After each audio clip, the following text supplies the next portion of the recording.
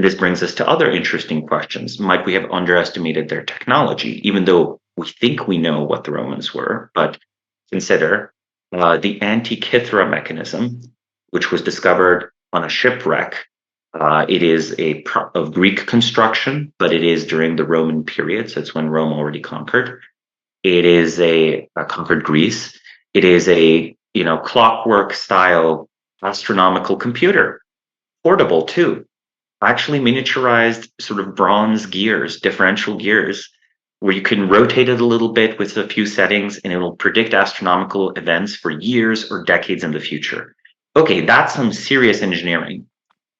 But until we discovered this, until we x-rayed this, very corroded piece of metal from this shipwreck from the Greco-Roman world, we were convinced this type of machining only existed in 17th century Europe.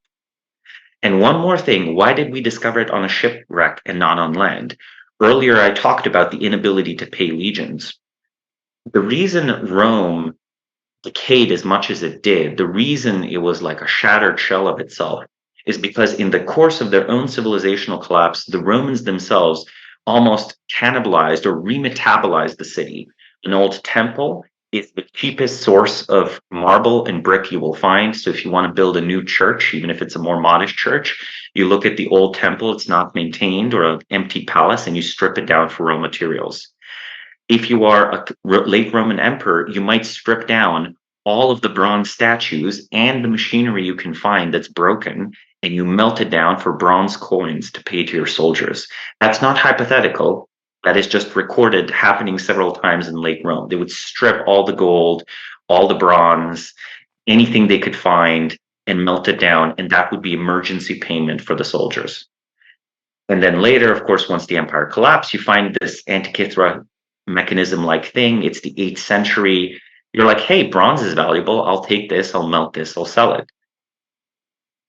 And that's, again, the reason why the machinery we do find, it's going to be either, it's going to be written accounts of machinery. So we have obviously accounts of Heron's steam engine in Alexandria, which was kind of like this jet propelled sphere where you would boil water inside of the bronze sphere, and then the two little nozzles would start to rotate the thing ever faster. And you could capture that work to do fun things like, I don't know, automatically open the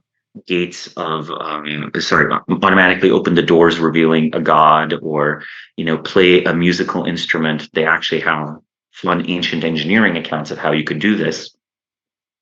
But these are machines we might know from writing, or machines we might know from shipwrecks that were not recoverable to the ancient Romans. And again, you can guess underwater archaeology also is not something we do very much of. And we have this constant methodological flaw where we don't assume that the most advanced ancient stuff that we've found is the floor, not the ceiling of past human achievements. If our own civilization collapsed and we started recycling metal, all the metal we could find, instead of digging up new metal, right? Since we're much poorer, maybe our population is lower, would we find the most advanced pieces of technology? I think it's plausible we would find a bunch of car wrecks, abandoned car wrecks in the forest. We actually wouldn't find many cars in a city, because all the cars in the city would get scrapped for other stuff, right? You would remelt the steel or whatever, right? But over a long enough, we probably wouldn't find, say, the Concorde, right? We wouldn't find like a supersonic plane, even if there is a Concorde or two around. We wouldn't find the Saturn V rocket. There's one of those around in a museum. That's not going to get preserved. Like, the most advanced technology is often the rarest, most expensive, made of the most valuable materials, and gets recycled first. The most Also, common like, have you ever seen a technology is car what's that's been left? Like, have you Yeah, ever seen a car that's left out for in a parts. field, right? I have a friend who has a ranch up in Sonoma, and he just collected all these old cars, but they're basically turning into dust over the course of like 50 years in the California sun, right?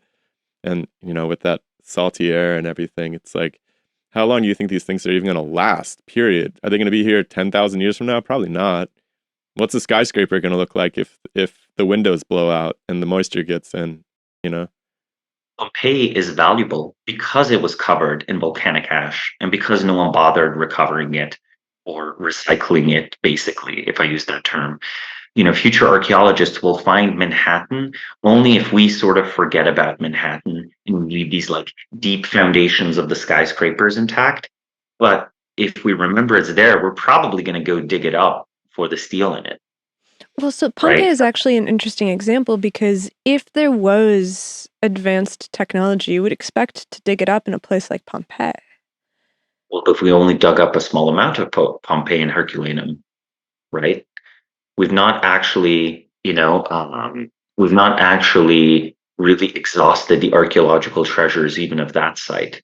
For example, Sure. the scrolls of the Library of Herculaneum been mostly left where they are because it's when you dig up these like somewhat charred scrolls, they crumble immediately. And until recently, there was little technological hope of, recovering them, recovering the texts that they have. I do agree, though, that we should, if the technology was ubiquitous, we would expect to find it there. And we do find some technological surprises, right? Like fire, they had their own water pumps, for example. We do have now archaeological evidence of Roman fire pumps, where in a, you know, uh, urban context, they would just pump water. They wouldn't throw buckets. They would just actually have a pump that seems to have been human operated. And like, that's pretty interesting. Imagining a Roman cart going around with a pump and it's carrying its own water. Okay, that's kind of cool, actually. That's like a very different image of Roman urban life than what you might imagine otherwise. And also, if you had a portable computer device like the Antikythera mechanism, probably grab that when the volcano starts blowing off. Like I know if a volcano started going off in my backyard, I'd probably take my laptop and my cell phone with me first thing, just because those are kind of the most valuable pieces of equipment that I have. That's true, but you wouldn't take your blender and your guitar amps and maybe you'd leave the washing machine behind. Like they would be. I might take the guitar Might amp. leave your laptop behind. Yeah. But again, still, the probabilistic argument is, hey, there's this random shipwreck we found. This is definitely a piece of technology from the second century, BC. It's much more advanced than what we had before. What are the odds we find it? And, perhaps there was no Antikythera mechanism like machine in Pompeii. I bet there was in Rome or Alexandria. So even if it's only something that had a few hundred copies made, it's totally plausible we don't find any in Pompeii.